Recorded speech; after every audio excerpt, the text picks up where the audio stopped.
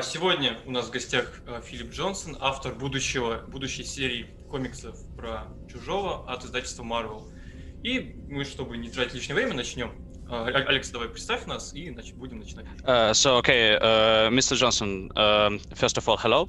We're glad to see you here. Here is Vlad, Olget, and me, Alex. I'll be your interpreter for today.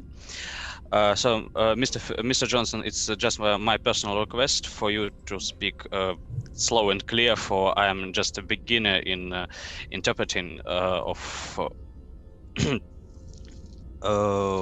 natural speakers. So, if you don't mind to speak slow and clear. Of course. Thanks so much for having me.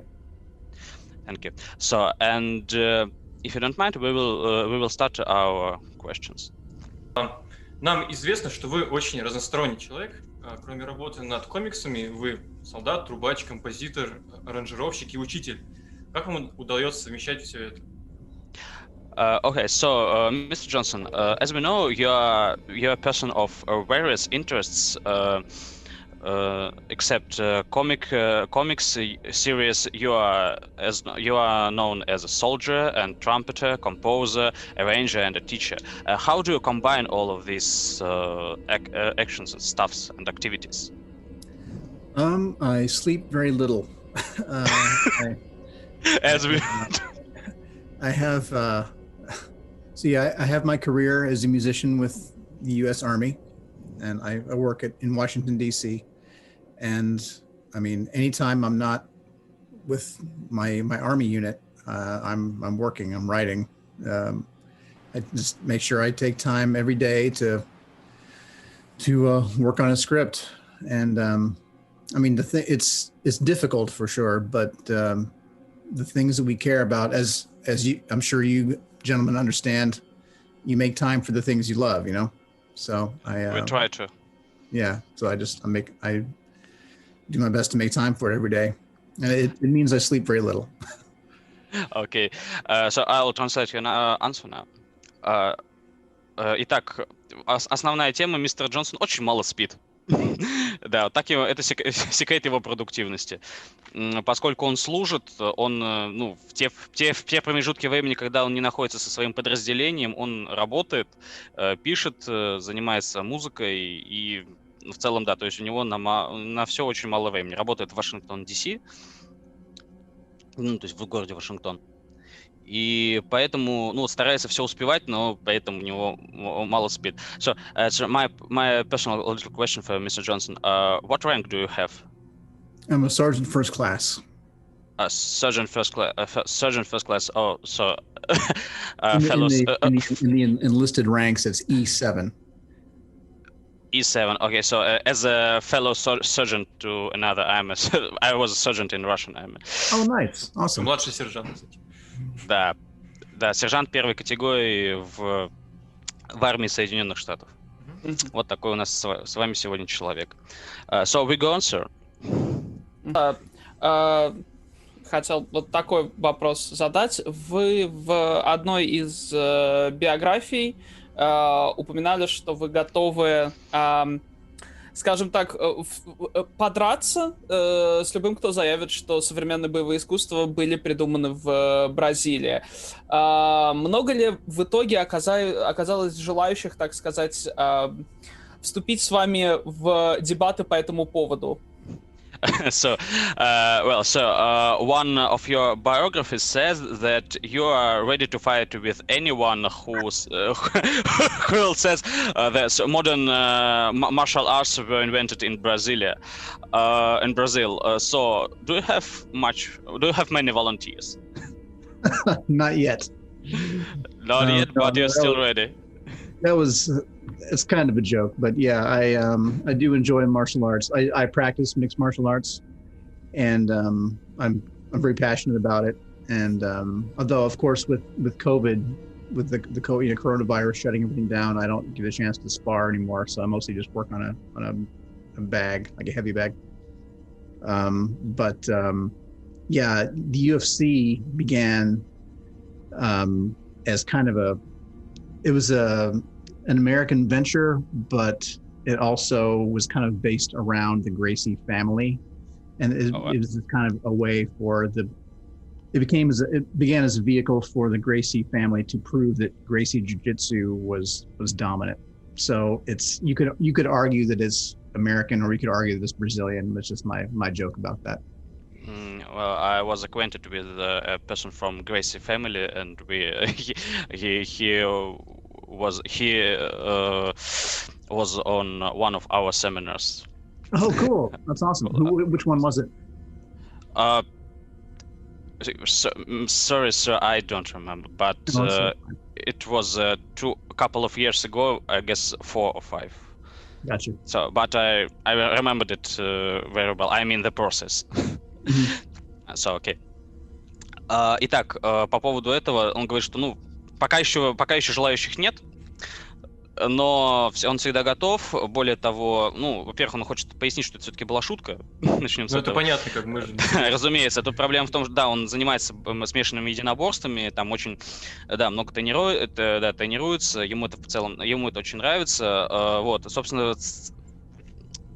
смысл был в том, что он топит, скажем так, за версию, что это все-таки более американский вид спорта, чем бразильский. Он поясняет, почему возникают такие рассуждения, что, несмотря на то, что UFC — это изобретение американское, там все очень много в нем построено вокруг семьи Грейси.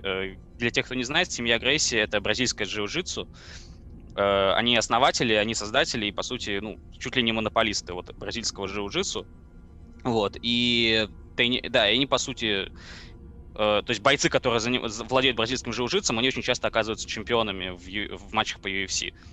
Вот, поэтому они туда вложили немало, эта семья, и поэтому идут дебаты по поводу того, считать ли настоящий UFC все еще американским, или это уже больше бразильский аспект, скажем так. Вот так вот. Thank you very much. Мы всегда спрашиваем гостей про их любимые книги и фильмы. Но у вас я бы хотел узнать еще и любимые комиксы. So, Mr. Johnson, we always ask our guests about their favorite books and movies, but especially for you, we would like to add your favorite comic series, in case you have some. Of course. Let's see. Favorite books and movies. Man, there's so many. For movies, there's a film called Pan's Labyrinth that I like a great deal. I really love that movie. What actually? Could you repeat, please? Sure. The movie is Pan's Labyrinth, directed by Guillermo del Toro. Guillermo del Toro. I really love that film. Лабиринт Фавна. Лабиринт Фавна, да. Да. Let's see. Others would be... man, so many. I love Alien. Yeah, don't you say? Yeah. I guess you do. God, there's so many. 28 Days Later is a really great film. 28 лет спустя. Man, Mad Max Fury Road is really great. Дорога ярости, Безумный Макс. Let's see, Saving Private Ryan. Man, I could just name movie after movie. Anyway, in comic series, I love. There's an adaptation of Beowulf that I like a lot. Whose adaptation? It's by David Rubin and let's see, Garcia Santiago. Okay, Garcia Santiago, адаптация Беовульфа на английский. Yeah, it's a beautiful adaptation of Beowulf in comic form. It really turned out great. There's a horror book coming out now called Ice Cream Man that I enjoy very much. Ice Cream Man. Yeah, that's really good. It's like a horror anthology. Это Ice Cream Man, это, я не знаю, честно говоря, такой книги, это, видимо, что-то... это антология в стилистике EC, правильно? So it is in the line of like early EC comics, that sort of vibe, right? Sort of. It's coming out new right now, but it's it not visually. It's different, but yes, it is like, as far as being an anthology, where each story is different. It's kind of like. Well, it's getting clearer now. Thank you. Let's see. Mike Mignola's Hellboy. Hellboy, Mike Mignola. Yeah, it's really great. Let's see. Oh, Somebody's pulling it out. he has one. Yes, exactly. Hold on.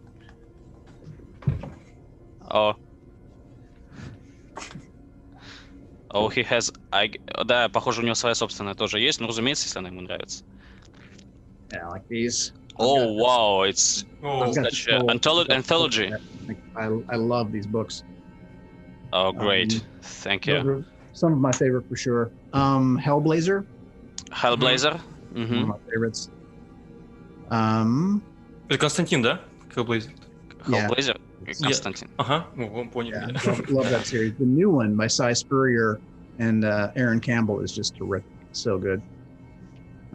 They ended the series, but it's really great. Yeah, those are a few of my favorites.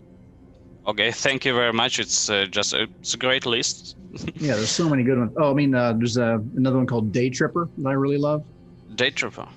Yeah, by let's see, Fabio Moon and Gabriel Ba. Two Brothers is another one by those same creators. Anyway, I could go on forever. Okay, it seems like you really can. So, but we need to go on. Так, ну, соответственно, вопрос про детские впечатления. Вот конкретно, скажем так, первый раз, когда вы посмотрели «Чужого», и какие вот при первом просмотре были впечатления от оригинального «Чужого», и изменилось ли восприятие оригинальной картины с тех пор? Okay, so Mr. Johnson, what was your? Can you describe for us your first child impression from the first original Alien movie, and has it changed when you've watched this when you have become grown up? I'm sorry, can you say that one more time? Are you asking me about the first time I saw Alien? Is that what you're asking me about? The first time you saw Alien, so what was that? What was your impression? And then when you grown up and you saw it again, was it a different impression or was just the same? I don't remember when I saw it the first time. I saw it when I was too young, and I don't remember if I saw Alien first or Aliens, like the Ridley Scott film or the James Cameron movie. I don't remember which one I saw first or how old I was. I don't remember my life before I saw those movies. I was too young when I saw them, but I remember the first time seeing the alien, burst out of John Hurt's chest just changed me. It's such impressions can really change a person. Yeah, it was, and I was so just impressed with the xenomorph. I think the xenomorph is the perfect image of fear on screen in film. I just love H.R. Giger's work, the artist who designed the xenomorph. I love his work. I love how the xenomorph looks in film. And it made a huge impression on me. And that I've just been fascinated with it ever since then. Like when I was a kid, I used to make up different versions of the xenomorph that would, like, imagining if they came out of different kinds of animals, or if they had come out of some alien creature I'd never even seen. Were you drawing or just drawing, yeah. You were drawing them? Yeah, I would draw them out and then write little stories about them and everything, about how, like, where they came from, about the derelict spacecraft that you see in the first movie, the big empty ship where the eggs are. I would make up stories about where that ship came from. It just really captivated me, I got it. And I still feel just as captivated still. Like when I watch when I got the Blu-ray of Alien Covenant, the latest film, I go through and I watch all the extras on the disc, like just read all of David's journals, all the handwritten journals that you see in the film. I read through them all, and I just love those movies. Thank you. So, well, I'll translate your answer. Thank you for this. Ну, начнем с того, что он не помнит, как он посмотрел, когда он первый раз посмотрел «Чужого». Это было довольно давно, он был мальчиком и ребенком. Для него это довольно смазанное воспоминание. Вот, но тем не менее он, ну, как вы, наверное, догадались, вот его самое яркое вот это впечатление, это когда у него чужой вырывается из груди, грудолом проламывает, собственно, человек. Он сказал, что вот это было самое вот такое впечатление, которое его, по сути, можно сказать, его изменило, как он выражается. Вот. Я сказал, что действительно такое зрелище кого угодно изменить может. Вот. И ему очень нравится именно концепция ксеноморфа именно вот как он назвал его максимально достоверным воплощением страха на экране. Вот, то есть для него это вот максимально достоверное вот воплощение именно ужаса и страха. И ему очень нравилось именно ксеноморфы, ему нравился их образ, он восхищен работой Гигера, я так понял, который разрабатывал. Да, это художник. Да, в общем, суть, ну да, я уловил. То есть, если вы знакомы с работами Гигера, вы примерно понимаете. И да, то есть он восхищен им, да, и он, когда еще был маленьким, он нарисовал этих новые разновидности чужих, придумывал про них истории, придумывал историю про тот корабль, на котором были яйца, и он придумывал различные сюжеты, откуда этот корабль мог прилететь. Вот, и вот сейчас у него лежит Blu-ray этого «Чужого Завет», ну, «Чужого Завет», и он там дополнительный материал, там дневники Дэвида, вот это вот все, и он там все их перечитал, пересмотрел, и он все это очень сильно любит. Нравится ли вам «Прометей» и «Завет»? Как вы относитесь к ним? Хорошие ли это приквелы? И если пофантазировать, то как бы вы сами показали появление ксеноморфа? Или вы согласны с мыслями Ридли Скотта? So, Mr. Johnson, just such a peculiar and sharp question from Vlad. So, do you actually like Prometheus and Covenant? And what is your attitude to them? And how do you like them? Are they good or are they bad in your opinion? And if you can imagine, how would you show the xenomorphs' origins, or are you completely agree with Ridley Scott's vision? I love those movies. I think they're great. The one problem that I have with them is that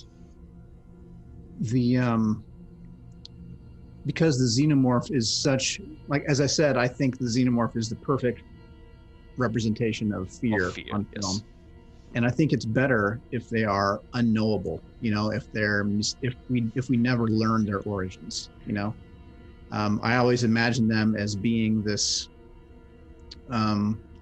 shadowy presence in the universe, just waiting for any civilization to get advanced enough to kind of like stick their head up, you know, like to reveal themselves to the universe, and then the aliens are there to kill us, you know. It's like this thing that sort of waits to make sure that to keep the universe clean of consciousness. Like if that makes sense. It's just kind of waiting for us to get advanced enough to discover them, and then they kill us, you know. And if they're this mystery, they're scarier, you know. If the problem with those movies is that it shows exactly where they come from. Like we see that David is largely responsible for them, and because of that, it gives them a start date. You know, it shows that they're not even really that old. Like they're not around very long, and I don't know. It makes them less mysterious. You know. Yes. And I think that makes them less scary if they're less mysterious. Now that's the problem that I had with those films, is that it shows us too much, I think, and it makes it less mysterious. Like if you want to translate that much, then I'll add to that. Okay, so I'll translate your answer, and a little additional question from me, because I am really interested. Итак, мистеру Джонсону нравятся эти фильмы. Не будем обсуждать его за это. Ему нравятся эти фильмы, он считает, что они хороши. Единственное, что какая у него проблема, собственно, с этими фильмами, это то, что Ридли Скотт раскрывает тайну происхождения ксеноморфов. Ну, как бы он это ни сделал, он это сделал. И таким образом сделал их менее страшными, на взгляд Филиппа Джонсона. То есть он считает, что лучше всего, когда есть какая-то загадка. То есть когда это более такой хтонический, лавкрафтовский ужас, чуть более, чем то, что можно понять, разложить на составляющие, и тогда это уже не настолько страшно, как это могло бы быть. То есть ему нравилась концепция того, что, допустим, ксеноморфы — это вот такой вот мистический ужас, который пришел ниоткуда и который ждет, пока какой-нибудь вид не разовьется достаточно, чтобы покинуть Землю, не улететь в космос, не найти их, и тогда они этот вид уничтожат. Флэшбэк словил с интервью позавчерашнего. Да, я тоже Dead Space словил, на самом деле. Your visions really sounds like Moon Brethren and Dead Space. Dead Space. That's a great film. Great game, rather. I love that game. So something else I did really like about Prometheus and Alien Covenant is the themes of creation, like how it asks bigger questions about where we came from, about where we go, about ways in which like our questions about where we come from, and also just themes about what we create and where we go.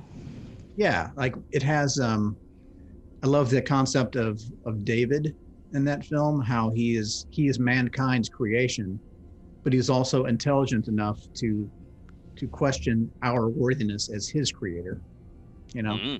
And as we try to find answers about our origins as humans, we accidentally create this other thing. And so David has this complicated relationship with humanity, but also a complicated relationship with the alien itself. He regards the aliens as his children, you know. As humanity regards him as its child. Yeah. So I love those questions, those bigger questions about creation, about our origins, about the nature of the creation of life. You know, I think that's really a really beautiful way to tell a horror story about larger themes that actually really matter. You know, it's not just like the first Alien movie was a brilliant horror film, and Prometheus is almost like a reboot. Like it's a sequel, but it's also a prequel, but it's kind of like a reimagining of the whole thing. And it asks bigger questions than the first one did. The first one doesn't really ask any big, meaningful questions, as great as it is. And Prometheus does ask bigger questions about the meaning of creation and, you know, where humanity comes from and what we can create ourselves. So it's just in some ways it's lesser than Alien, in other ways it's more. Just different. Yeah. So I'll translate your answer, and anyway, I'll try to make my additional question. Итак, собственно, Филипп Джонсон добавил, что ему нравится Прометей за тем, что они ставят гораздо большие вопросы. Ему нравится тема создания, созидания, затронутая в этих фильмах. Тема, кем мы созданы, куда мы идем и откуда мы пришли. Don't worry, he will come back. Да, куда мы идем, зачем мы идем, кто нас создал. То есть ему нравится образ Дэвида, персонаж Дэвида, который создан человечеством, но тем не менее он сомневается в достоинствах человека как его собственного творца. То есть, достоин ли ты быть моим творцом? Вот такие вопросы задает Дэвид. Ему и мистеру Джонсону это очень нравится. И то, что Дэвид относится, как человечество относится к Дэвиду, как к своему детищу, так он относится к чужим, как к своим детям. Вот. То есть, и он относится... И в целом мистер Джонсон считает эти фильмы, чуть более чем... Они как ребут, своего рода ребут Чужого. То есть, ему очень нравится первый фильм, какой он великолепный, но первый фильм задавал меньше вопросов, чем, он был менее, скажем так, глубоким, чем тот же Прометей. То есть он задавал меньше вопросов, давал меньше ответов. в чем-то он был лучше, в чем-то он был хуже, и Прометей просто другой, так же, как и Завет. Вот, такого мнения поддерживается Филипп Джонсон. So, just a little tiny additional question for you. Okay, so Mr. Johnson, you are a soldier, you're a professional military person.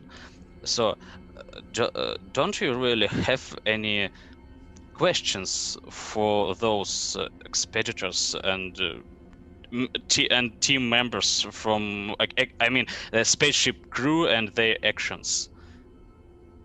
Okay, I don't. I guess this air is clear. I'll try to. Okay, I put my helmet off. So what can happen with me? Oh, do I have any questions for their actions in those films? Yes. Yeah, I mean, as a professional who knows about security and protocol and safety. It's true. They don't always do the smart thing. Which film do you mean specifically? Do you mean Prometheus? I mean both, but actually in Covenant they have just left their mission to fly somewhere where the planet with music translated, putting all those colonists they have in risk actually. Oh yeah, yeah, for sure. Those colonists they are asleep. They have no free will. They can't make their decisions, and they will just die for what? Right. Yeah, I mean it certainly turns out to be a mistake what they do in Covenant. But if the year 2020 has taught us anything, it's that people sometimes do stupid things. So even though, yeah, they do make questionable decisions sometimes in these movies, but we've seen people in real life recently do things that are much stupider in real life. That's so true. I feel like the things that what matters is that their decisions seem plausible. I mean, I know even in the first film, when they bring Kane, the John Hurt character, back to the ship after with a face hugger on his face, they're like, boom, boom, boom, let me in, let us in. And Ripley is like, no, can't come in. And she was right, actually. He was right, yeah. And Ash, of course, is a traitor, and he lets them in because he's a traitor. But the other crew, like Ripley's the only one in the whole crew that says no. Like everyone else wants them to come in. Everyone else is they're thinking very emotionally, I think that's a plausible thing that people would do such a stupid thing. And if it was, if we were all allies and we were on a mission and you're just trying to save each other's lives, nobody's thinking about the big picture. We're just thinking about our brothers, we're just thinking about the people that we care about. Our brothers in arms. Yeah. So I feel like even though it wasn't the right thing, of course, to try to get on, it makes sense to me that they would do that, even if it was a mistake. And in Covenant too, I would agree with the same thing. And yes, in Prometheus, the guy takes his helmet off, which is incredibly stupid. That was like an irredeemable act. Like it's completely stupid. But the movie established that guy makes decisions kind of with his heart. He doesn't make rational decisions. He's excited. He's just excited to be there. He's the guy that shouts, and he's just happy to be there, and he's so excited to see what's there. He's just he's an adventurer. So he just makes a rash decision. And then in Covenant, they should never have landed on that planet, but they on Earth didn't know about that planet, and it seems like their scans made it look very optimistic as far as the atmosphere looked like and how good everything looked. So they took a risk that to them looked like it might have paid off. They gambled, But as long as they establish that the characters are the kinds of characters to make those decisions, from a storytelling perspective, I feel like it's okay because people do sometimes make emotional or stupid decisions, you know, in real life. Okay, thank you very much for such a like answer. So I'll translate it. So because this it's quite this question sometimes really hurts our watchers, and I guess are the most Russian fans of the Alien and this universe. Ребят, я извините, что я оторвался от плана немножко. Меня прям очень это волновало, как он там прям эпопею целую рассказал. Да. Он, ну, во-первых, я ему обратился к нему, то есть вы вот солдат, вы знаете толк в безопасности и в протоколах, и вообще все. И вот как вы вообще относитесь к действиям персонажей в этих фильмах? То, что они вот творят дичь реально. Как так можно? Он говорит, ну, во-первых, да, они действительно творят дичь. Это бред. Законы жанра. Да, он говорит, что это действительно глупость, которую они делают. Он считает, что, вот, как нам показал 2020 год, люди очень часто творят дичь, вот, и очень часто делают всякие глупости. То есть он согласен с некоторыми, ну, с такими вот вопросами, как, допустим, что этот доктор, который в Прометее, который он шлем снял, в непроверенной атмосфере абсолютно там бактерий, там не вирус, он просто снял и все. Есть, ну, он говорит, что это было невероятно тупо с его стороны. Джонсон говорит, но то есть вот фильм его показывает как человек, который действует опрометчиво и, ну, типа он приключенец, и ну, что с него взять? Ну, точно так же, как вот и как он оправдывает в этом плане Завет, то что да, им не надо было этого делать, и вот не надо было творить вот эту вот хрень, там вообще лететь на эту планету, вот. Но фильм их показывает как вот такими личностями, что они способны, то есть они способны взять на себя вот такую ответственность и полететь куда-то, то есть поставить все на карту. Вот. Но другой вопрос, как их вообще взяли в эту экспедицию, но я уже не буду отвлекаться. Вот. Но в целом мнение мистера Джонсона по этому вопросу, что вот да, это возможно, это глупо, это бред, да и даже в первом фильме такое было, но это правдоподобно, учитывая человеческую природу. Ну да, многие на самом деле забывают про первый фильм, когда там зараженный сидел со всеми кушал потом. Да. Что, перейдем дальше? Да, давай я тоже маленький вопрос отдам. Что-то прям сегодня день маленьких вопросов. Я увидел на обложке комикса Чужого, ну вот когда вот презентовали новую обложку, и я сразу заметил в нем много таких интересных деталей новых. Это ваш дизайн Чужого? Это какой-то новый вид? Okay, so Mr. Johnson, Vlad is just asking about the cover of a new Marvel comics of Alien. He's just fascinated, and he is asking if it's this image, is it of your design or not? Let's see, the main cover for Alien #1. Yes. Sorry, I'll ask him. Для первого номера, да? Да. Yes, for the first part. No, that was designed and illustrated by the artist In-hyuk Lee. In-hyuk Lee? He's illustrated a lot of my covers before, but I've never actually met him. We didn't speak about it. Окей, thank you. Это работа иллюстратора некого Ли, я так понимаю, вы знаете, кто это, вот, который до этого иллюстрировал все его обложки, так что нет. So is the reason he asked that question, is it because of the tongue head thing?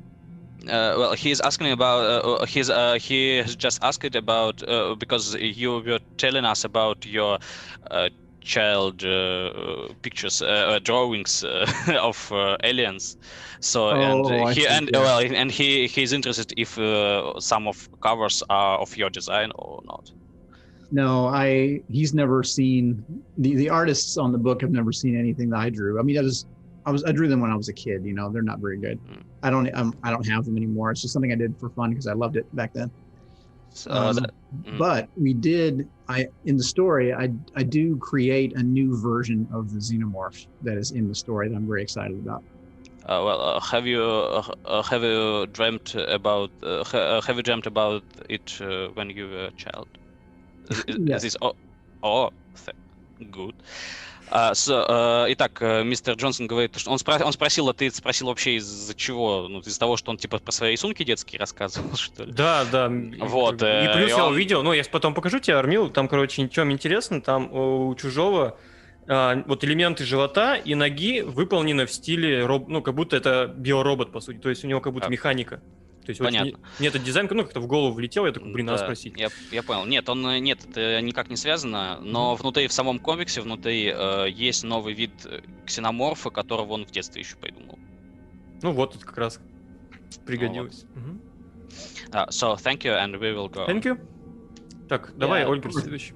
Yeah, I do have I must ask that because I'm not so much an Alien fan. I'm more of a Predator guy. So this glorious franchise. Oh, it won't zoom in. Можешь сфокусировать, можешь? Я не могу. Вот сейчас если он.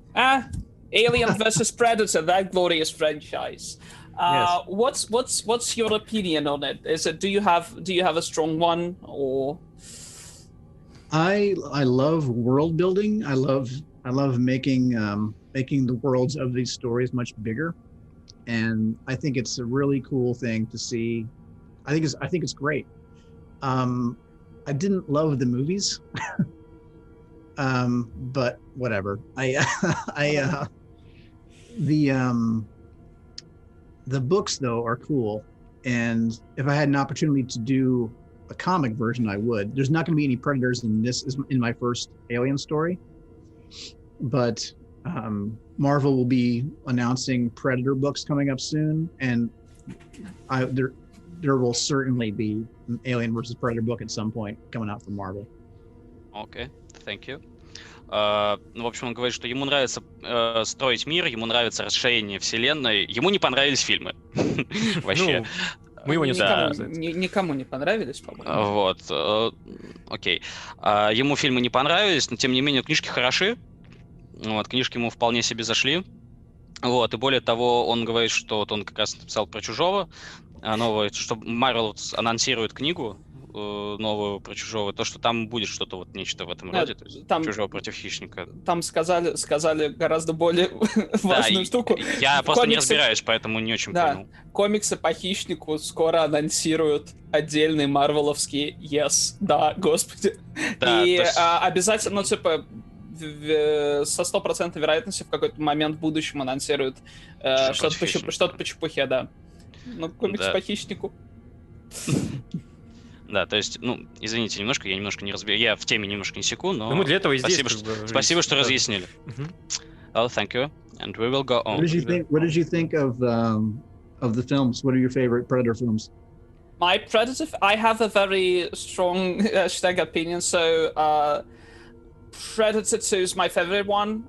Predators 2010 by Nimrod Dontal's second one.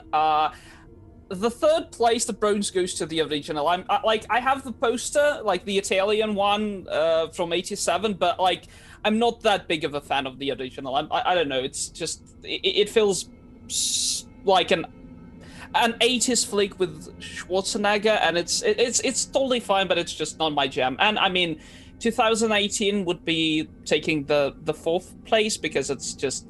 It has a lot of interesting concepts, but I mean it's a mess. But I'm very excited for the Skulls. I'm very excited for Predator 5 or whatever they want to call it, Skulls, whatever. And what about you? I was a huge fan of Predators. I thought the Predators movie was really great. I did like the original. Both the original two were both terrific, and I love the. I feel like Predators was the proper sequel to the first one. You know, like it felt a lot like the first one and just did everything better. So yeah, all super solid. Для меня расскажите. Ну, вкратце, что мистер Джонсон спросил Ольгерда, как он вообще относится к фильмам по Чужому, по Хищнику. Ну, Ольгерд выдал целую тираду, да, относительно того, что... Ой, я не знаю, вот это мне нравится. Вот какие? Можешь перечислить? Короче, смысл в том, что у меня топ-лист второй. Хищник оригинал Хищник 18 года. Соответственно, у него, он сказал, что ему очень нравятся «Хищники» 2010 года, потому что они чувствуются как правильный сиквел к оригиналу, потому что он очень стилистически и тематически похож. Больше, чем второй. Но ему очень нравятся еще первые два, ну, то есть оригинал, понятно, 87-го и 91-го года, и... Соответственно, про фильм 18 года ничего не сказал, но я думаю, что у нас, в общем, одинаковое примерно мнение, что там есть интересные моменты, но это такая кашица. Okay, so дальше I guess we can go on, so давайте вопросы. Это очень важный для меня вопрос, на самом деле. Ради него все это здесь, по сути, было сделано. Так, в общем, сейчас у нас наблюдаются две популярные концепции «Чужого». Первая — это «Чужой» из оригинального фильма, то есть это идеальный организм, который в одиночку может целые станции уничтожать. Ну, например, это нам показали в Alien Isolation и еще в нескольких произведениях. И другой — это кэмеронский «Чужой», «Чужие», то есть из второго фильма. Это, по сути, такое вот зерги, тираниды, то есть это существа, которые толпой набрасываются и могут только победить, когда их численное превосходство. Какая концепция вам ближе и какую вы использовали в комиксе? В новом, да, комиксе? Да, в новом, да. So, Mr. Johnson, there's such a question he has. Nowadays we have two main concepts of the alien xenomorph. We have a original concept of by Ridley Scott, where the alien is quoting your verse, the greatest representation of a fear of fear in the space. So, and the other concepts by James Cameron, where the aliens they seem more like zergs or tyranids, which they have their hives and there's they fight as a one. They're multiple. And they're more like an army than a fearsome assassin. So, which of those concepts do you like more? Do you like more, or perhaps you like both? And which of them you have already used in your comics? Man, it's just impossible for me to choose one of the two. It's like choosing my favorite child. No, I just can't. But well, okay. I'll say this. I think the second one is probably the better movie, I guess. But the first one is my favorite. If I had to choose one, I really love the first one. I love the concept of it just feels so claustrophobic. Like you're trapped on this ship with this hidden monstrous thing that's hunting you. Like there's just one of it, but it's everywhere and you can't tell where it is.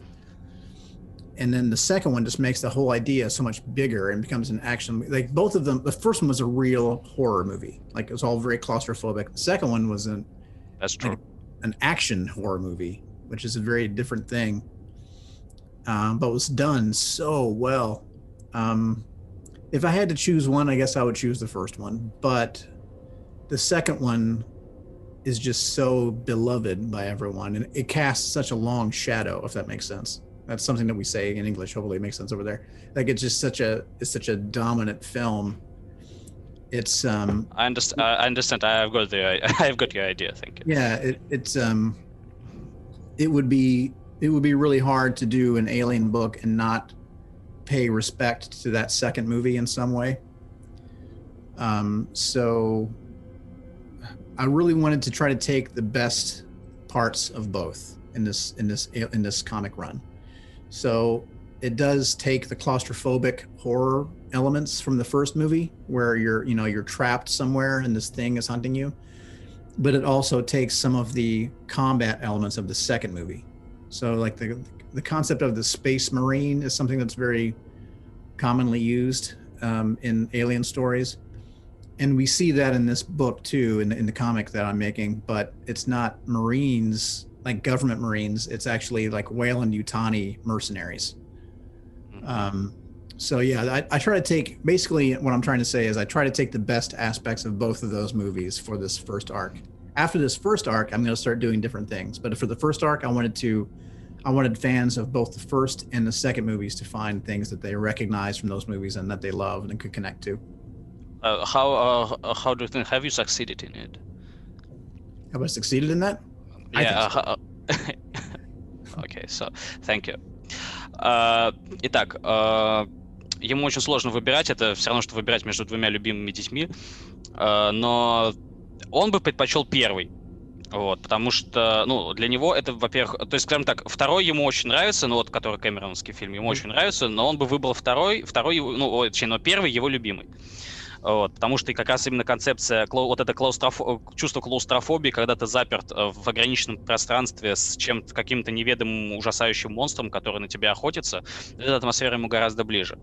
Но тем не менее, как он сказал, что второй фильм отбрасывает огромную тень на всю индустрию, то есть он оказал очень огромное влияние, вот, и поэтому нельзя просто взять и не ссылаться на него, и не делать на него отсылки, как-то не отображать те достижения, которые сделал вот фильм Кэмерона, не отображать их в своем творчестве просто потому, что не поймут. Это слишком большой пласт культуры. Вот, поэтому в своем комиксе в первой арке он постарался объединить оба этих концепта, взять лучшие от обоих, то есть взять клаустрофобное, гнетущее, ужасающее чувство из первого и боевые сцены из второго, которые уже больше экшен. То есть если первый был чисто хоррор, по его словам, то второй это прям экшн-хоррор. Вот, и объединить их, то есть он сделал нечто такое, что понравится всем, и что с чем все могут, что все, кто будут читать, они смогут провести параллели между комиксом и фильмами. И да, он также упомянул космических десантников, но меня закоротило, как я видел, кстати, закоротило на этом вот. Да, я что-то не помню, что он на Ваху слетел, потом, видимо, это все-таки космические десантники из Чужого. Вот, Ольгер, я не очень понял, что он имел в виду, потому что я не знаком с этим концептом. Он сказал конкретно, что наемники Вейланда, будут не колониальные десантники, которые USMC, а там будут вейландовские колониальные десантники, ну, типа десантники, которые работают ЧВК, непосредственно на корпорацию. Ну да, ЧВК. Да, ЧВК. Ну вот, все, спасибо за разъяснение. Well, thank you very much, and можно я легкий вопросик добавлю? Да. So, in regards Ты можешь на русском сказать, а потом перевести? Да, конечно. Ну, в общем, проще хорошо, смысл в том, что я хочу спросить по поводу комикса, который Thicker Than Blood с авторством Джереми Белло, потому что там достаточно схоже, ну, в общем, там как раз именно в интервью Galaxy Белло говорил, что он хочет больше ссылаться на первый фильм, и чтобы «Чужой» там чувствовался именно как такая мрачная, неостановимая машина, как в оригинале, нежели как вот эти вот бесконечные орды, которые буквально волнами там нападают на корабли хищников, да, как зерги. Вот, и я хочу спросить по поводу того, что он думает по поводу Thicker Than Blood, потому что это, по-моему, один из лучших комиксов по хищникам чужим, который мы за годы вообще видели. Вот. Да, давай спроси. Да. So here is a question in regards to that. So in the recent interview to AV Galaxy, Jeremy Baldo, he said that he is also like a fan of seeing the alien, the xenomorph, as this unstoppable creature, the perfect embodiment of fear itself. And I would want to ask if you've read Thicker Than Blood, and what do you think about it? Because in my humble opinion, it's one of the genuinely the most fun experiences in AVP comic books that I've had in years. I'm trying to remember which one is Thicker Than Blood. This is an AVP comic book?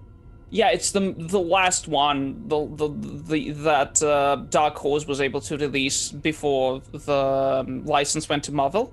So the one about... Sorry, I don't think I read that one yet. Okay. I apologize. No, it's totally fine. But if I could recommend it, I would highly. I do so. I highly recommend it. It's fun. It's genuinely touching, and it's a fun alien story. It's not just like an AVP. That sounds great. I'm making a note to myself right now to read it. And as to Dark Horse Comics, have you read the Alien original script, the one that they've released? Читал ли он оригинальный сценарий Чужого? Да. Вот такой вопрос. I have. I liked it. Honestly, I know not every. Okay, there are things about Alien 3 that. Wait a minute. Are you talking about the Alien, like the unreleased Alien 3 script or the original screenplay? The Alien, they did the same thing with they did Alien 3, and this in 2020 they did the same thing with the original Alien. So they just the comic adaptation of the original Alien script. Yes, I've read. So you asked me if I've read. You asked me if I've read the adaptation of the original. Yeah. Comic. Yes, I have. There were things about it I really liked. There were also some missteps. I don't know. I liked it a lot, but it's. I mean, I love the concept of Alien so much. I'm willing to forgive a lot. You know. Okay, it's understandable. Yeah, there were things I wanted to do differently. You know, things I saw differently, and plus, it's. I mean, it feels a little dated, I guess. My if I had to choose, one thing that I really did not like about Alien 3 was that they lost the they threw away Hicks and Newt for kind of no reason. Like I really love those characters, and I hated that we lost them for no real reason. But there were a lot of other things about that movie I liked a lot that I thought were done better in the film than in the comics that came after that. You know, there's so many cool ideas. Like there's all these pieces on the board. There's just like the Space Marine and the Xenomorph itself and the Ovomorph and the androids and the Weyland-Yutani Corporation, and you can combine them in cool ways. But I don't know. There's very I don't know. I'm not sure how to answer that question. There are things I would do differently, and I put a lot of thought into this next comic and what to do first and where I want the whole story to go after that. So hopefully we'll. Oh, that's great. That's great. Держись, Армил, держись. Так, я переведу ту часть, которая не касается персонажей, потому что я не вполне знаком.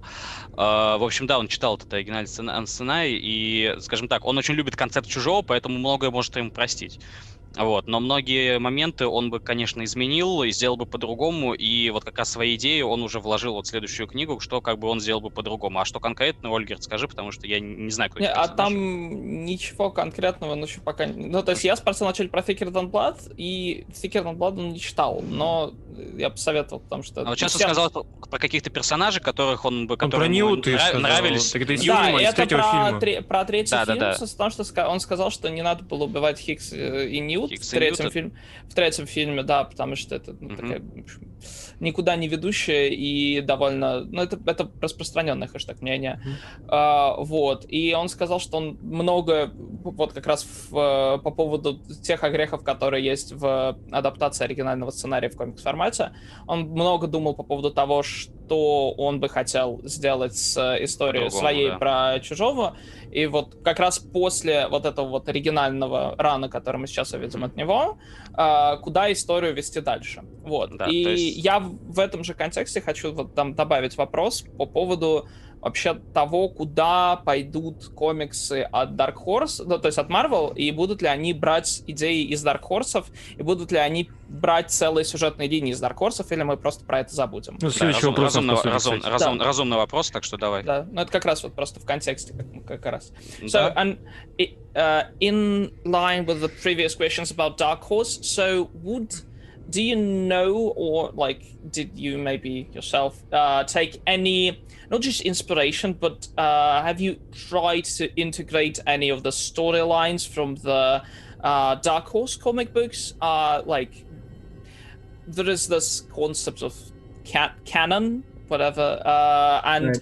People would like to know if Dark Horse comics are still canonical and if they could be regarded as such, and if storylines, plot threads from the previous ones, from the Dark Horse comics, would go into the new Marvel era of AVP comics. Because I expect Marvel Comics to have the Alien license for a very long time, I don't know where things are going to go in the future. And because of that, I was careful to kind of avoid the question of whether or not Dark Horse Comics would count going forward, like whether they will remain canon or not. Here's the thing. So I really like a lot of those Dark Horse comics. They got wildly imaginative, for sure. And they started to move further and further away from what felt like Alien on film. You know, like the Alien movies feel like one thing, and the Alien comics at Dark Horse began to feel like another thing.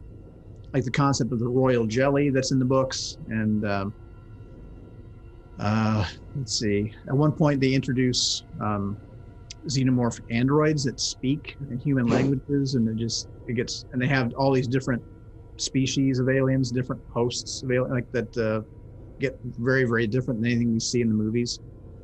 And just in my mind, it feels like a different story than the film. They don't feel like the same thing. It feels like fan fiction, right? Whereas like the film, if the films are like true, then the comics feel like a whole other thing that don't really connect.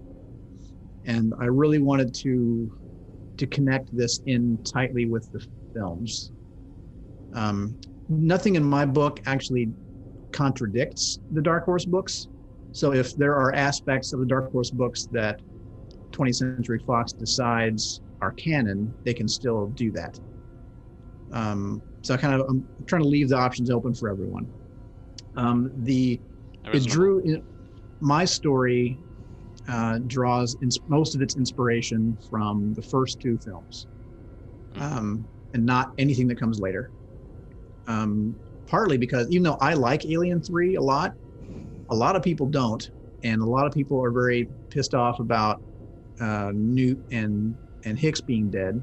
To the point, I mean, even you saw in the comics, like that comic you asked about, just completely pretends like Alien 3 never happened. So I feel like it's very possible that Alien 3 could get retconned someday. Could, like, at some point we could see another movie with Hicks in it or something, or we could see, you know, Fox could just decide we're going to bring those characters back. And I didn't want this comic to be something that would eventually get swept away. You know, I wanted it to be something that is always going to be true. I wanted to tell a story that belongs on the shelf alongside Alien and Aliens. And then there's my comic. You know, that's what I wanted. I wanted to be part of that story. So it doesn't mention anything that happened in any of the Dark Horse books at all, because I don't expect those, but because those books took such wild steps, I don't expect them to remain canon forever. And I didn't want to write another story that would just get discarded with all the rest. So right now it only ties into the first two films for sure.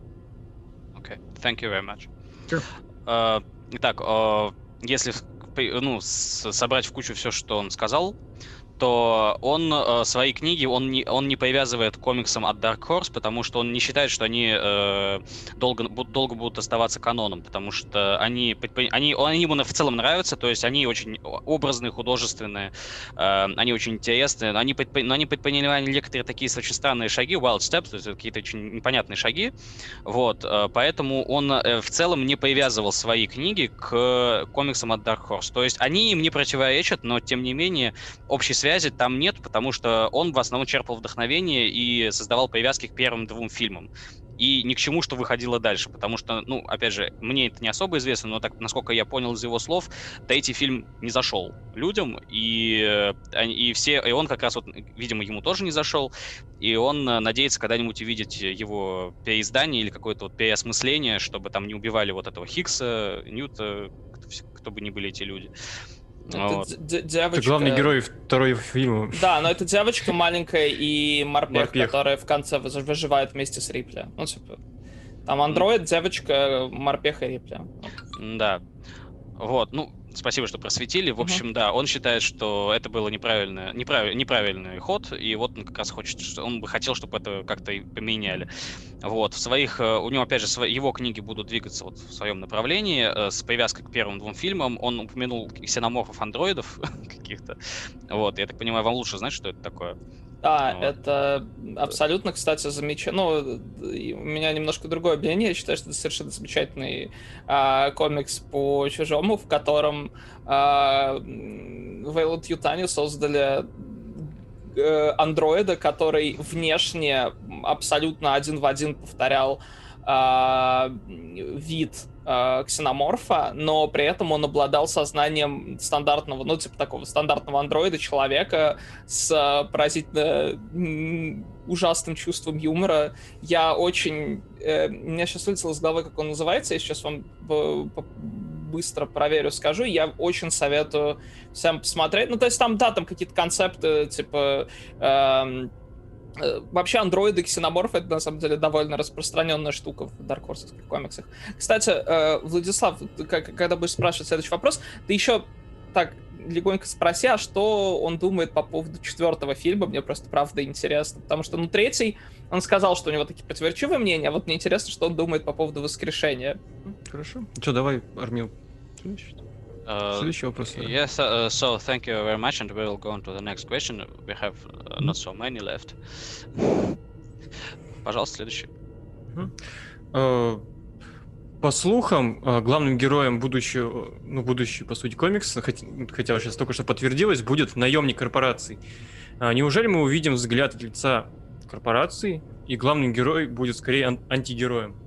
То есть таким противоречивым человеком, который готов ради каких-то своих целей и целей корпорации идти на такие достаточно спорные поступки. Это была, на самом деле, очень интересная идея, и я бы хотел услышать. Mr. Johnson, there are rumors that the main... okay, you have just already told us, but anyway, we had rumors that the main hero in your books will be the mercenary of Wayland Company, or just any, I don't know, some mercenary of company. And is it possible we could see such a, not a hero, but anti-hero, actually? Could it be such a contradictory person who could make a strong and maybe not, maybe some not moral decisions? It is possible, yes. Okay. Just to elaborate this question, how do you actually like the concept of anti-hero? Would you like to make anti-hero protagonists, anti-heroic protagonists? Yeah, I mean, it's all about the story. It depends on what the story is and what the story calls for. I mean, I'm writing Superman right now as well, and I will definitely not be writing Superman that way. But for Alien, I've always been fascinated by the concept of Weyland Yutani, and I wanted to get more of an insider's view of the company. You know, I wanted to, you know, I've heard stories about world leaders meeting with like the leader of Exxon, the Exxon Corporation, and how when they speak like peers. You know, a company like Exxon is so massive that its leaders are like the leaders of sovereign nations. You know, that's crazy how powerful they are. It's just a company, but it's like its own world power, you know. I wanted to explore that in the story. I wanted to see more of Weyland Yutani as a very powerful force in the world, and almost like a rival to sovereign nations on Earth. And I wanted to see, I just wanted to see inside the corporation a little deeper. And yeah, the concept of the anti-hero I think is an interesting one, depending on the story. And I think that Alien is a good place for something like that. I also didn't want to. I'll say that the protagonist in Alien is male, and he's very different he's very different from Ripley, because Ripley, like I was saying about the second movie, Ripley casts a long shadow. She's such a powerful character and such a memorable, iconic character. Yes, it's hard to argue with that. Yeah, it would be an odd choice to try to compete with Ripley as far as a powerful leading woman, And plus the other Alien movies, practically every film has had a powerful female protagonist. And I wanted to do something a little differently. So instead of a civilian, now we have a Weyland-Yutani protagonist. It's a male, and they have very different motives than Ripley ever did. So I'm trying to tell a very different story about a very different kind of person. Well, so it's so great of you. Just a great layer of background, according to about Weyland Company. Yeah, it will be interesting. I'll translate your answer. Итак, да, он считает, что в целом, концепт интересный, и это вообще зависит от истории. То есть я его... Первое, что относительно вопроса, он сказал, что это возможно. Наемник корпорации Weyland как главный герой. Но я в конце концов попросил, я все-таки как-то мало, поэтому я попросил его немножко побольше рассказать в принципе, о концепте антигероя, о протагонисте антигероя, и что он вообще об этом думает, сделал бы он такого персонажа. На что он ответил, что зависит, конечно, от истории, то есть, вот, допустим, сейчас он пишет про Супермена, и Супермена антигероем точно делать, он бы не стал. Вот. Но именно во вселенной Чужого это вполне себе, это имеет право на жизнь, это вполне себе интересно. Вот сейчас он хочет побольше рассказать о корпорации, я правильно называю, Weyland-Yutani, да? Weyland-Yutani, да? Вот. Об этой корпорации он хочет рассказать больше, то есть вот ты скинул Alien Stronghold, да? Это тот комикс. Тот комикс, про который говорил. Да, то есть он описывает свои впечатления от этого комикса и от, я так понимаю, это хозяева, да, этой корпорации Weyland, да, которые, они разговаривают как, почти что как небожители, то есть они явно разговаривают со всеми свысока, их реплики, как реплики людей, которым подчиняется весь мир, то есть ему прям интересно вот эта концепция рассказать о людях, которые вроде как просто компания, корпорация, но тем не менее они держат в своем кулаке почти, считай, все человечество. Вот это вот ему было бы очень интересно об этом рассказать, да, и вот его герой, он сотрудник корпорации Weyland, он мужчина, что, как он сказал, довольно необычно, как он в рамках для истории про Чужого, потому что, как он сказал, что вот он, если вспоминать первые фильмы, то Рипли, и с персонажем Рипли очень сложно конкурировать, потому что, как он сказал, она отбрасывает огромную тень, то есть она имеет огромное влияние на культуру, и соревноваться с ней в сильном женском персонаже он бы не стал. Вот, поэтому он решил взять что-то свое, что-то новое, и взять именно мужского персонажа, который будет не колонистом каким-то или там сотрудником безопасности на корабле, то есть мужчина, работник корпорации, у которого другой модус, другой мотив поведения, то есть у него он привык вести себя по-другому, нежели Рипли, поэтому ему было бы интересно именно вот это рассказать, про как бы вот другой человек вел себя вот в похожей ситуации. Вот так. Thank you very much for your answer. I've just translated it. So, we'll go on. Следующий вопрос. Кроме того, что мы знаем, что вы пишете про уже известных героев, то есть Супермен, вы сейчас про Чужого пишете, нам известно, что вы имеете еще свои серии комиксов. Можете кратко рассказать про них для российских читателей? Well, so, Mr. Johnson, as we know, except the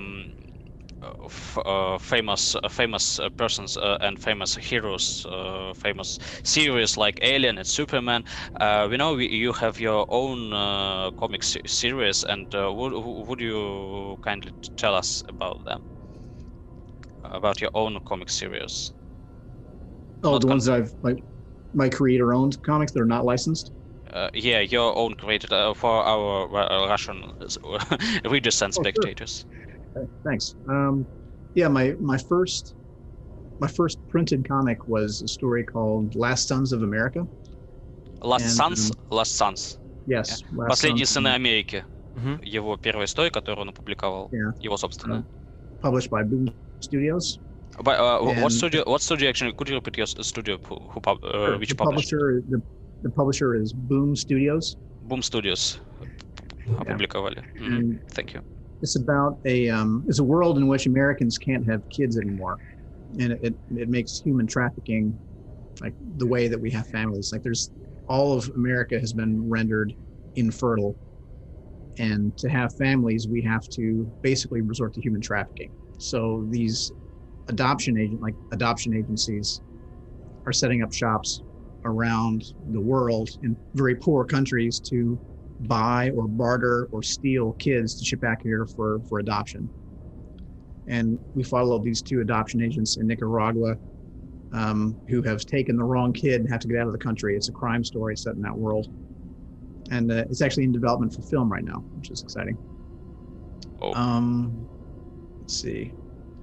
Warlords of Appalachia was another story. It takes place after the Second American Civil War.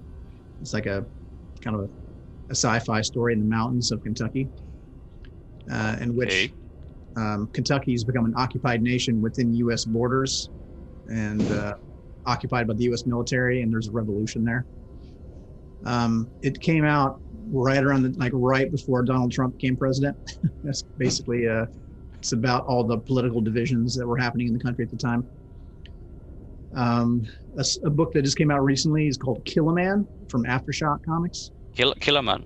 Yeah, and that's about an MMA fighter who is outed as gay before his title shot and loses everything and has to fight his way back and get everything back.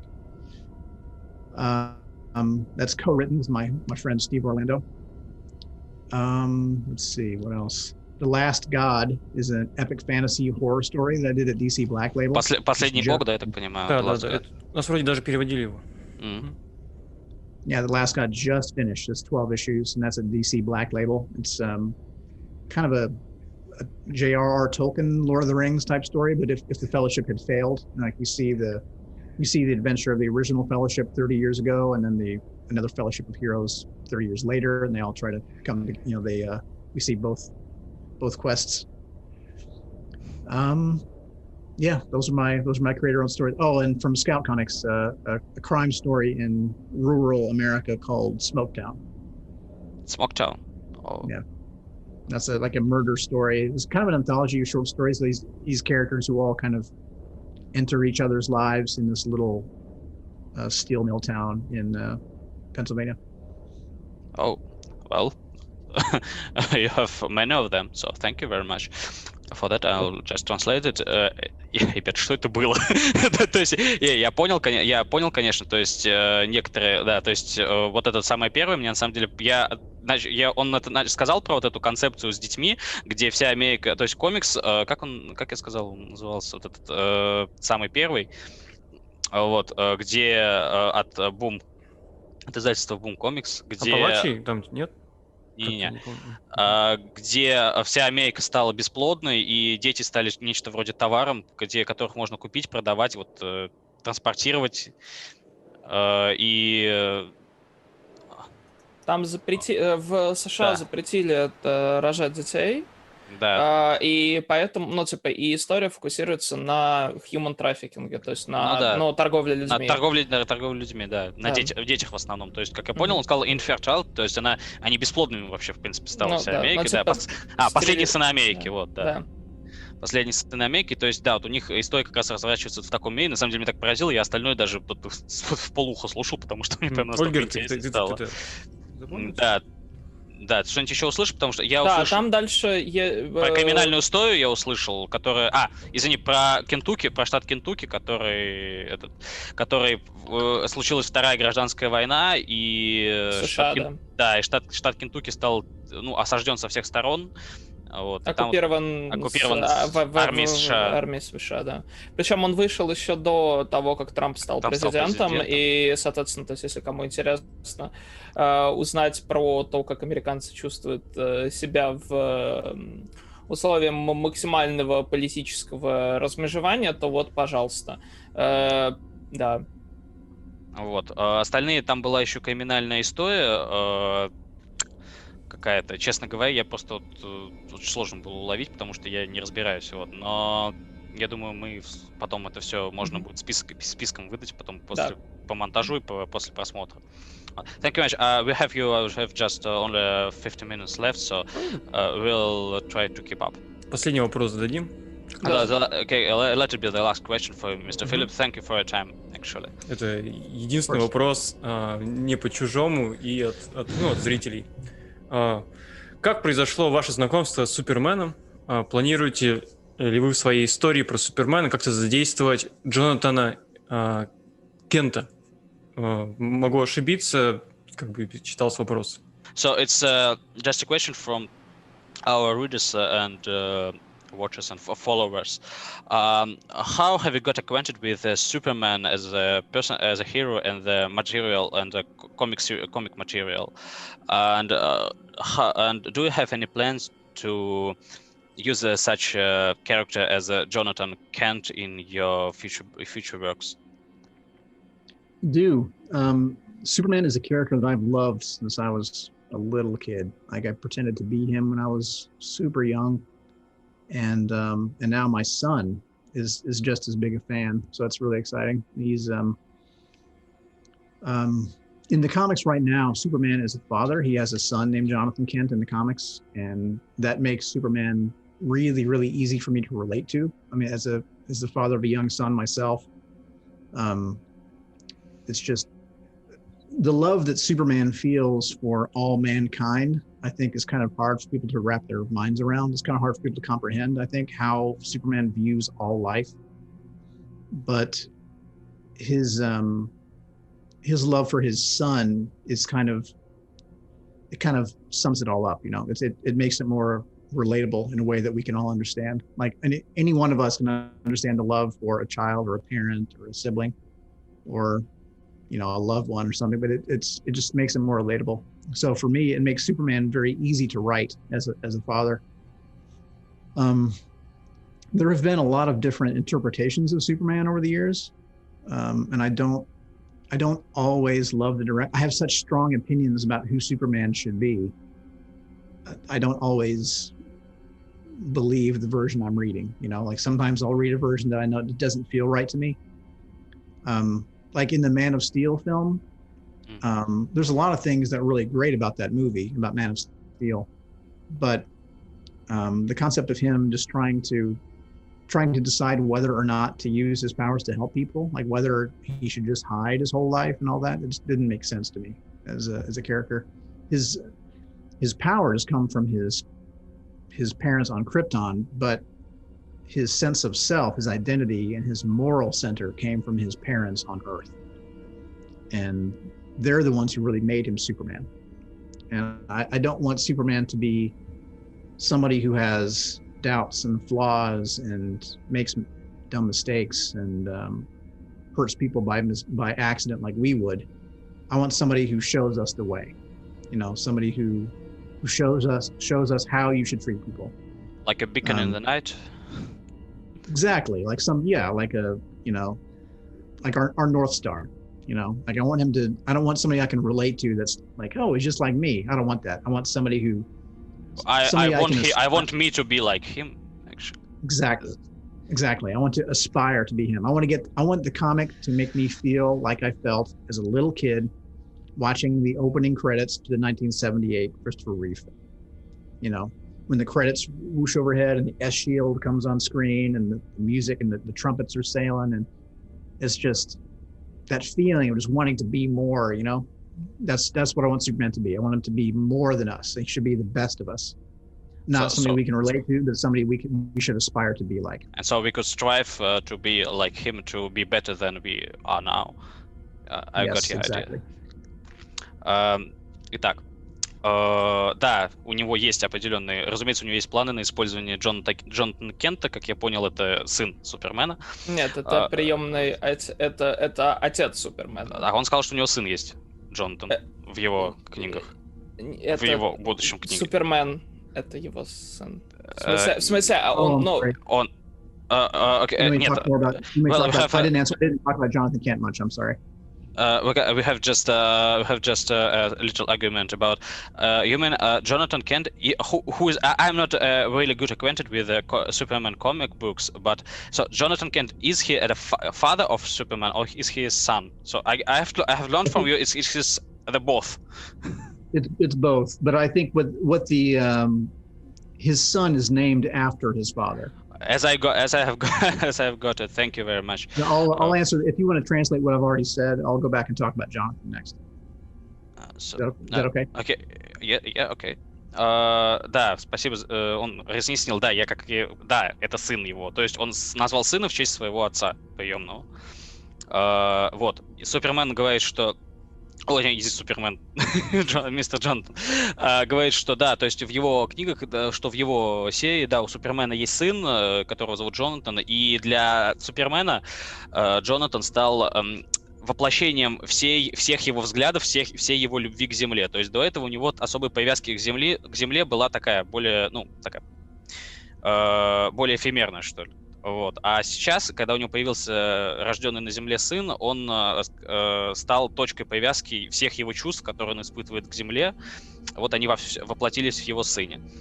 И да, мистер Джонсон, он читает некоторые разные версии Супермена, читал и видел, и с некоторыми он не согласен. То есть, например, вот фильм «Человек из стали» с Генри Кавиллом, да, то есть он его посмотрел, и он ему понравился в целом, вот, но вот концепция того, что Супермен сомневается, использовать ли ему свои силы для спасения людей, не использовать ли их ему, там, прятаться ли ему всю жизнь или еще как-нибудь, вот это ему претит. Он считает, что в его версии Супермен не такой, то есть ему не хочется показать Супермена как как парня с улицы, который типа, он такой же, как я. Нет, вот это как раз не путь нашего гостя. Он как раз хочет показать Супермена, который именно больше, чем мы, именно лучше, чем мы, чтобы он был таким вот, как я привел пример, он согласился, как вот маяк в ночи, то есть как вот путеводная звезда, за которым мы могли бы идти и становиться, и возноситься над собой. То есть ему вот он хочет, и он до сих пор вспоминает, вот когда он в детстве смотрел под Супермена, и вот он показывал что-то вылетающий щиток с буквой «С», вот, и фанфары, вот все эти трубы, и он вспоминает все эти ощущения, и он вот говорит, я хочу быть сильнее, я хочу быть лучше, я хочу быть как он, я хочу быть больше, чем я есть сейчас. Вот, не довольствоваться тем, что у тебя уже есть, а расти над собой. Вот именно это он хочет показать в своем Супермене. So, Mr. Jonathan, you had something about Jonathan, Mr. Yes. Mr. So I think so Jonathan Kent can be Superman's father, but also he named his son after his father. So I assume the reader means his son, Jonathan. So Jonathan Kent, the younger, is now been aged up, so he's practically an adult. He's like a teenager, or maybe 17 years old, and he's going to play a very important role in the Superman comics going forward. So I'm writing both series right now. I'm writing the Superman monthly title and also the Action Comics monthly title. The book Superman is going to be about Superman's relationship with his son Jonathan. It's about both of them, really. And then Action Comics is more about Clark Kent. It's more about the main Superman, and it's more centered on him personally. But yeah, there's going to be a lot of Jonathan in both books. But the book entitled Superman, beginning in March, is going to be all about both of them for a while. Well, so Jonathan will be the star of that book, really. Okay. Are we going to see some such problems as generation gap, fathers and sons? Bit. Yeah, some. Jonathan has come of age in the future. He's in there's a super team called the Legion of Superheroes that is a team 1,000 years in the future, and that's where he's been all this time. So he's kind of coming of age with those other heroes, and in the future, Superman is regarded as this almost like a god. Like they remember him as this Christ-like figure, and just like the perfect hero that no one else could ever live up to. And now Jonathan is there, and they know that he is Superman's son, and they kind of like that's a lot to live up to as a son, you know, like to be around people who practically worship your dad. I mean, how could you ever measure up to that, you know? So when he comes back to the present day and sees his dad, you know, as he really is, that makes the relationship a little bit more complicated, but they still love each other so much. It's not, I don't know, it's not as bad as it might be because Superman is so great, but it's definitely makes things a little bit more complicated than they would if they had been together that whole time. Thank you. I'll just translate your answer, and then I guess we'll make some conclusion. Итак, что у меня с голосом? Итак, по поводу Супермена, как раз вот на тему Джонатана Кента, что он говорил, да, имеется в виду Джонатан Кент младший, который сын Супермена. Вот, наш гость как раз сейчас ведет оба ежемесячника, то есть экшен комикс, если я правильно понял. Ольга, ты понимаешь, о чем я? Я потому что не там, сильно разбираюсь. Но ну, то, что он сказал, это два разных ежемесячника, да. То есть экшен комикс, да, и Супермен, собственно, комикс. Вот. И как раз в экшен комиксах там будет их двое, то есть там будет история сосредоточена вокруг обоих персонажей и Кларка Кента, Супермена, и его сына. А в том, что называется Супермен, там больше будет именно о Джонатане Кенте, о его сыне. И как раз спросил по поводу его, ну, чего нам ждать, то есть там отношения отцы и дети, там вот разница поколений, вот это вот все, что нам такого рода проблемы. Он говорит, что ну немножко такого действительно будет, потому что сейчас формулирую. То есть, как я понял, действие, которое связано с Джонатаном Кента, происходит там 1000 лет спустя после событий жизни Кларка Кента, и там существует некий легион героев, то есть огромное их количество, а Супермену, его отцу Кларку Кенту, поклоняются почти что как богу. То есть он оригинальный герой, настоящий, самый первый герой, который идеален, совершенен, все хотят быть как он, и, в общем, самый лучший. А он знает, что он его сын, Джонатан Кент, и, ну, ему очень, ну, вот как раз вот он, как раз наш гость хочет показать, как он будет себя чувствовать, как будет себя чувствовать человек, сын знаменитости, по сути, вот такой. Вот, а когда он возвращается назад в прошлое, в наши дни, и он встречает своего отца, который, ну, видимо, он не совсем похож на свой образ, который создали вокруг него, и вот, ну, они друг другу, у них возникнут тайны, но они друг друга очень любят, и, в общем, это обещает быть очень интересной историей. Ну, будем уже отпускать нашего гостя, на самом деле. So, okay, we will set you free, actually, for no more torturing. So actually, we will just make a conclusion for our watchers and for our readers, if you don't mind. Yeah, of course. Влад, пожалуйста. Было очень интересно, на самом деле, и мы узнали много всего интересного, и я хочу, чтобы последнее слово все-таки было за гостем. Что есть что ему сказать для российских читателей, так как, по сути, мы познакомимся с его произведениями немного позже, чем весь мир, по сути. Хотя, в зависимости от того, как у кого с языком. So, Vlad is saying that we are really happy to have you here, and it was so we have great fun we had, so a great time we also had, and he's just asking you to say some farewell words for your Russian fans and Russian fans of your works and of your creations. So, and you have many here. Oh, well, thank you very much. Listen, I really appreciate you asking me to come on here. It's an honor to speak with you. It's a pleasure. And it's just meant a lot to me. I mean, I find that whenever I speak to people from other nations, it like regardless of the relationships between our countries or our governments, rather, our governments or our leaders, that has very little to do with us, like with you guys and with me. And I feel the same kinship with you guys that I feel with any American fans. So it's a real pleasure to speak with all of you, and I would love to come back and talk to you again. And many thanks to all my Russian readers. It's an honor to write for you, and I hope to tell many more stories. Thank you.